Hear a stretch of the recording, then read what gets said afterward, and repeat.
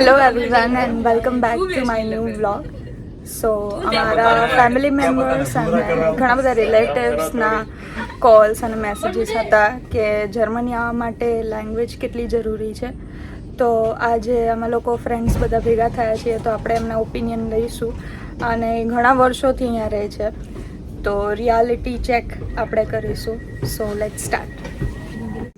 So hello everyone, my name is Mrinal. I'm in Munich since almost 4 to 5 years now.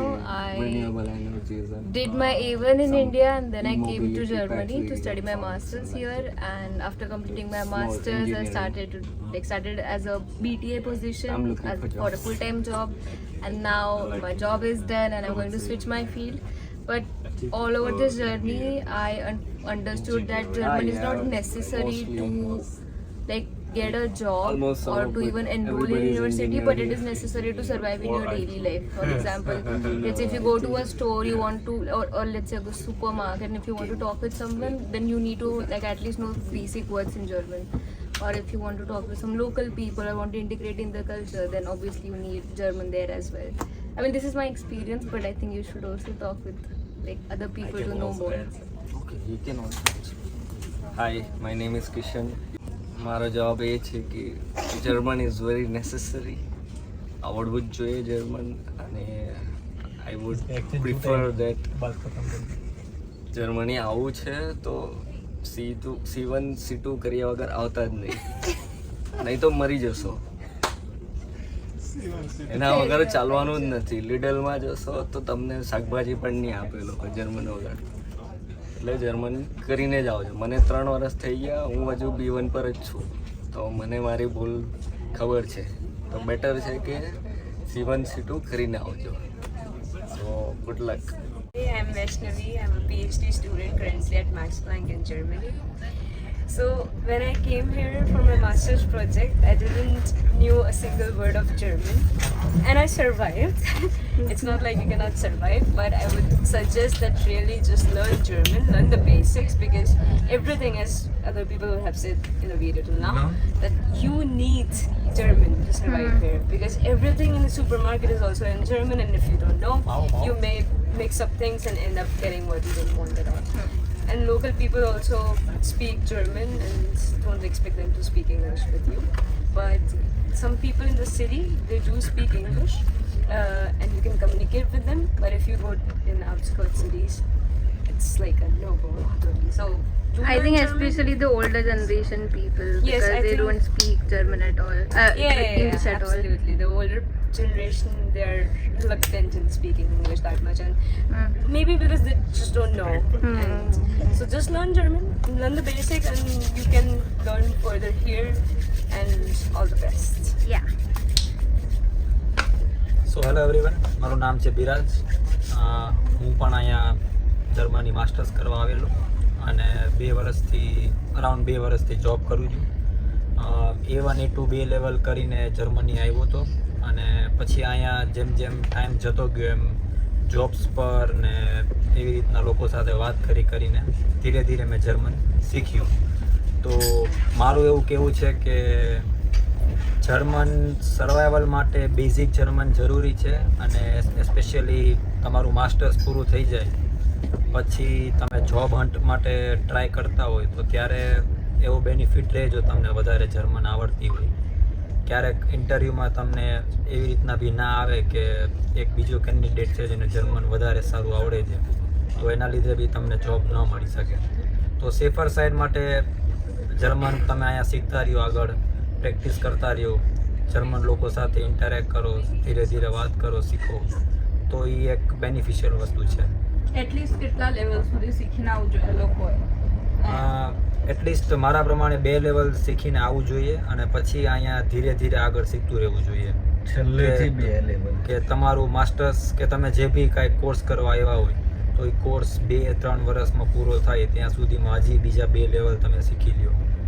જ્યાં તમે કામ કરો છો ત્યાં બી તમે જર્મન બોલવાનો આગ્રહ રાખો, તો એવું કરો તો વધારે સારું રહે. C1 કરીને આવો. મારું નામ જય છે, અને હું પણ અહીંયા અરાઉન્ડ 8 વર્ષથી છું. બેચલર્સ અહીંયા કર્યું, પ્લસ માસ્ટર્સ ચાલુ છું. અને જર્મન એક કંપનીમાં 4-4.5 વર્ષથી કોન્સ્ટન્ટ જોબ ચાલુ છે.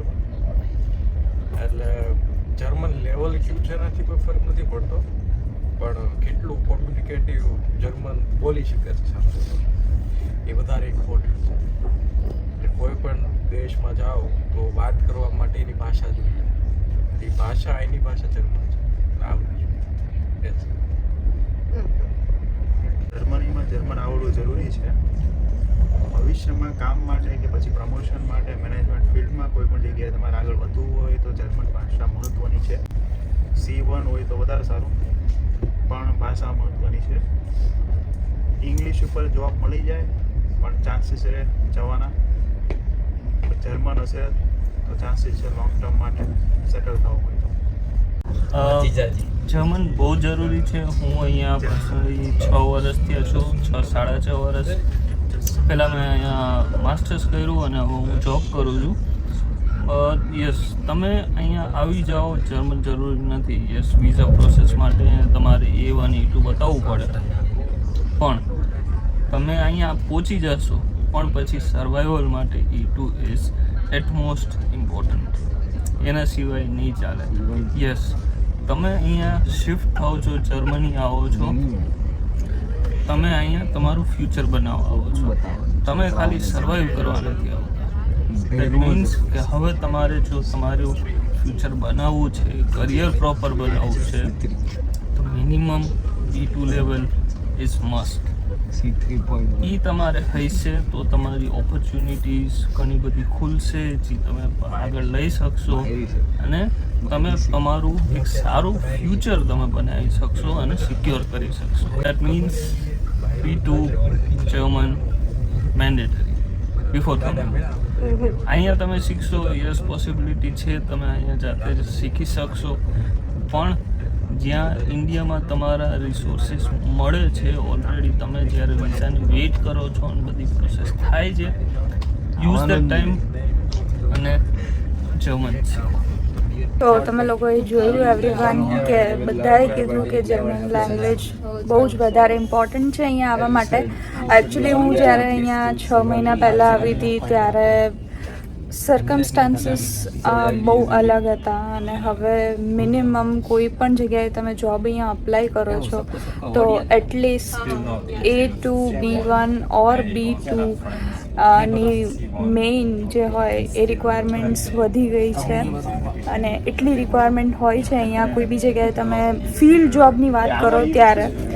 અને બીજી વસ્તુ એ કે તમે અહીંયા ત્યાં તમને ઘણા બધા લોકો એવું કહેતા હશે કે અહીંયા તમે એકવાર પહોંચી જાઓ પછી બધું થઈ જશે, પણ ઇટ્સ નોટ ધેટ રિયલ. અહીંયા આવો ત્યારે સર્કમસ્ટાન્સીસ બધા જ અલગ હોય છે. એવું નથી હોતું કે એવરીથિંગ ઇઝ લાઈક ફેરી ટેલ ને નથિંગ લાઈક ધેટ.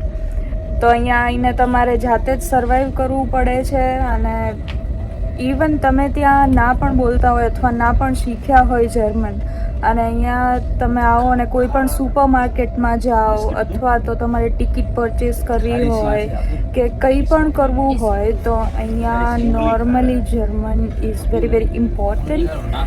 અને હા, બીજી વસ્તુ કે અહીંયા તમે કોઈ ટુરિસ્ટ પ્લેસીસ પર જાઓ તો ત્યાં તમને માણસો મળી રહે કે જે લોકો ઇંગ્લિશ બોલતા હોય, પણ મોસ્ટ ઓફલી અગર તમારો લોંગ ટર્મ પ્લાન છે અહીંયા જર્મની રહેવા માટે તો બેસ્ટ ઓપ્શન એ જ છે કે તમે મિનિમમ B1 ઓર A2 સેફર સાઈડ માટે કરીને આવો, જેના લીધે તમારે બેઝિક જે સેન્ટેન્સ સ્ટ્રક્ચર્સ ને એવું બધું છે જે તમારે શીખવું ના પડે અને અહીંયા આવીને તમે ઇઝીલી કમ્યુનિકેટ કરી શકો માણસો સાથે.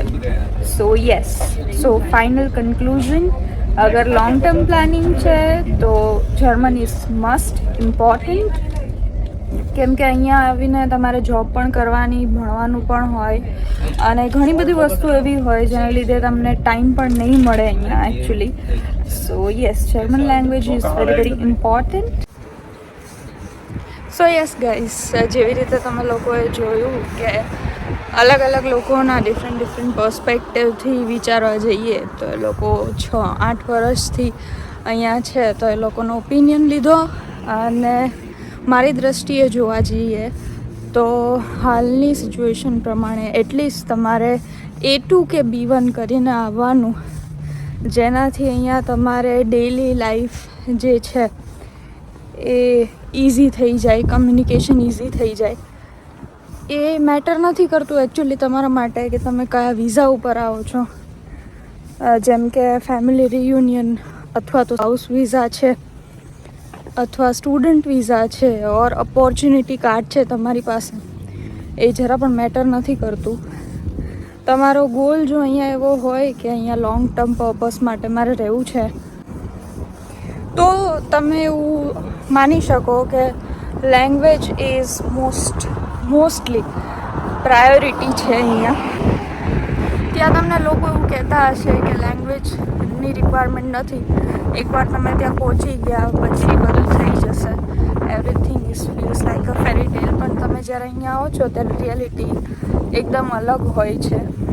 અને યસ, મોસ્ટ ઓફલી બધી જ જગ્યાએ મોટા મોટા સિટીઝ જે છે, જેમ કે મ્યુનિક છે, હામ્બુર્ગ છે, ત્યાં એ લોકો ઇંગ્લિશમાં કમ્યુનિકેટ કરે છે અમુક જગ્યાએ જ. પણ તમે આઉટસ્કર્ટ્સમાં જાઓ ત્યાં કોઈને જ ઇંગ્લિશ નથી આવડતું હોતું મોસ્ટ ઓફલી, અને તમારે જર્મનમાં જ કમ્યુનિકેટ કરવાનું રહે છે. So it is must recommended કે તમે લોકો A2 અથવા તો B1 કરીને આવો. જ્યારે હું અહીંયા આવી હતી ત્યારે ઘણા બધા સર્કમસ્ટાન્સીસ અલગ હતા, અને હવે કોઈ પણ જગ્યાએ તમે અહીંયા જોબ અપ્લાય કરો છો તો એટલીસ્ટ B1 કે B2નો તો એક્સપિરિયન્સ માંગે જ છે આ લોકો. સો અને તમે એવું વિચારીને આવો કે તમે જે દેશમાં જઈ રહ્યા છો ત્યાં ગુજરાતી, હિન્દી કે ઇંગ્લિશ ચાલતી જ નથી. આખો દેશ જે છે એ જર્મન લેંગ્વેજથી ચાલે છે. So it is must recommended for long term purpose. Yes, you have to learn the language at least for A2 or B1 level. Everyone for watching and stay tuned for my next vlog. Thank you.